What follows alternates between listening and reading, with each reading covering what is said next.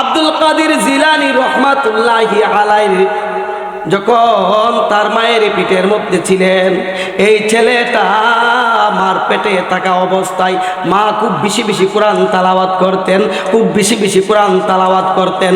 দুনিয়ার মধ্যে আইসা সেই ছেলেটা আব্দুল কাদের জিলানী হয়ে গেলেন। জোরে বলেন সুবহানাল্লাহ। আল্লাহর ওলি হয়ে গেলেন। বাইজিদ বুস্তামি রহমাতুল্লাহি আলাইহি তার মা অনেক খেদমত করতেন, তার মার অনেক খেদমত করতেন। এই মা বাচ্চাটাকে শিক্ষা, কোরআনের শিক্ষা আদর্শ করেছেন। এই আদর্শিত কোরআনের শিক্ষা যখন বাচ্চাটাকে নূরের আলো যখন সিনার মধ্যে ঢুকাইলেন, এই সন্তানরা মা বাবার অবাধ্য হইল না, সে মা বাবার সুবাধ্য সন্তান হইয়া সে আল্লাহর ওলি তৈরি হয়ে গেলেন। কোন সুবহানাল্লাহ। मुझे को पवालो मुसाफिर न समझो, मैं आया नहीं हो बुलाया गया हो, कुव्वतेनी की नदहरी बदुमकुन বরজুহুদে খদসতম বে হদমে কুন। আমার সম্মানিত হাজিরিন, যারা কোরআনের দিকে মানুষকে বাচ্চাদেরকে দাবিত করেছে, ওই বাচ্চাটা তার সম্মান মাতা পিতা পেয়েছে। কথা বলুন ঠিক কিনা? একদিন আব্দুল কাদের জিলানী আয়েশা বলতেছে, মা গো, আমার কাছে তো অনেক লোক আজকা মুসলমান হয়েছে, আমার কাছে অনেক লোক আজকা কালিমা পড়ে মুসলমান হয়েছে।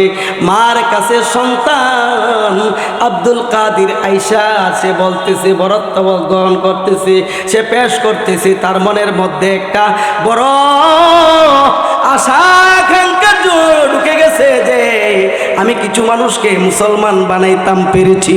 তার মনের মধ্যে যখন সে আকাঙ্ক্ষা ঢুকে গেল এবং মা ডাক দেয়া বলে, ছেলে রে, তুমি গর্ব করবা না, এই কৃতিত্ব তোমার নয়, এই কৃতিত্ব হলো তোমার মার, তোমার মার। জুড়ে এখন আল্লাহু আকবার। আব্দুল কাদের জিলানী বলে, মা, আমি মুসলমান বানাইলাম, আপনার উপর কৃতিত্ব কিভাবে হলো? আপনি কিভাবে, আপনার উপর আপনার এই কৃতিত্ব কিভাবে? এবার মা ডাক দেয়া বলে, আব্দুল কাদের রে, তুমি যখন আমার গর্ভে ধারণ করেছিলি, তুমি যখন আমার পেটে ছিলি, তখন আমি তোমার মা। আমি আব্দুল কাদের রে জেনে রাখো, আমি ফজরের নামাজটুকু পর্যন্ত কাজা করি নাই, এমনকি তাহাজ্জুদ নামাজ আমি কাজা করি নাই। সদা সর্বদা ইবাদত বন্দিগির মধ্যে লিপ্ত থাকতাম, আমি কোরআন তালাত নিয়মিত করতাম। আমি আমার পেট বতন, আমার শরীর আমি বেহায়া মানুষের কাম সামনে দেখাইতাম না, আমি কাহারও সামনে যাইতাম না, পর পুরুষের সামনে আমি যাইতাম না, কিস্তি মিস্তি আমি তুলতাম না, আমি হারাম খাইতাম না, আমি সুদ খাইতাম না, আমি কাহারোর সাথে ঝগড়াটে মানুষের মনের মধ্যে কষ্ট দিতাম না। যখন সুবহানাল্লাহ। এ আব্দুল কাদের, এটা তোমার কৃতিত্ব নয়, তোমার মা, তোমার মায়ের পেটের কৃতিত্ব। কারণ তোমার মার পেটে ভালো ছিল, তুমি আব্দুল কাদের আল্লাহর ওলির জন্ম নিয়েছ, এবং আব্দুল কাদের ওলির হওয়ার মতো এই এলাকার মধ্যে আমার মা বোন আছে না নাই? আমি একটা হাদিস পড়েছি, ও মা, আপনাদের সম্পর্কে আমি একটা হাদিস নিয়েছি গো মা। এখনো যারা মাইকের আওয়াজ শুনে বাড়ি ঘরে বসে আছেন, আপনারা অতি তাড়াতাড়ি মাহফিলে চলে আসুন। আমার মা, ও বোন রে, আপনাদেরকে প্রতিদিন ডাকবে না। আব্দুল কাদের সাহেব এই মাহফিলটা শুরু করেছে, আমি নিজে দেখেছি।